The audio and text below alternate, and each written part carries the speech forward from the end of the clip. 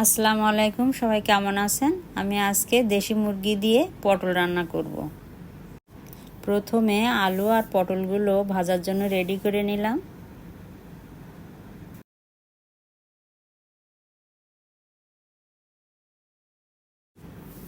একটি কড়াইতে তেল দিয়ে তাতে আলু, পটল আর নরম নারিকেলের লবণ মাখিয়ে ভাজতে থাকবো।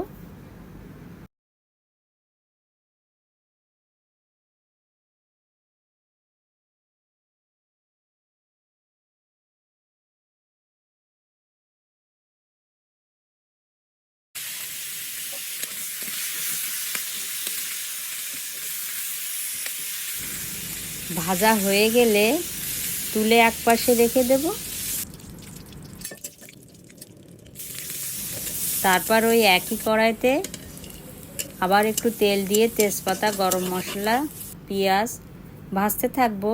পেঁয়াজগুলো লাল লাল হয়ে গেলে আদা, রসুন, জিরা, ধনিয়া, শুকনো মরিচ বাটা দিয়ে কষাবো। তারপরে মুরগির মাংসগুলো দিয়ে কষাতে থাকবো। এ পর্যায়ে লবণ আর হলুদ দিয়ে দিলাম।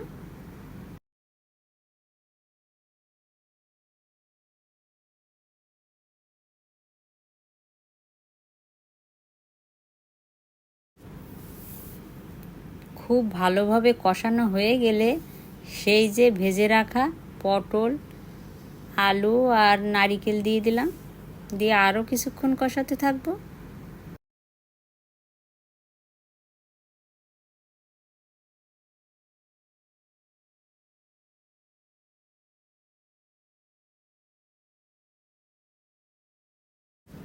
যখন তরকারিতে ঘ্রাণ এসে যাবে তখন বুঝতে হবে যে সুন্দরভাবে কষানো হয়ে গিয়েছে। এ পর্যায়ে পানি ঢেলে দিয়ে দেব। তারপর কিছুক্ষণ রান্না করে নেব। যারা এই রান্নাটা কোনো দিন করেননি তারা অবশ্যই বাসায় একদিন ট্রাই করবেন। আর যদি ভালো লাগে তাহলে আমার পাশে থাকবেন প্লিজ।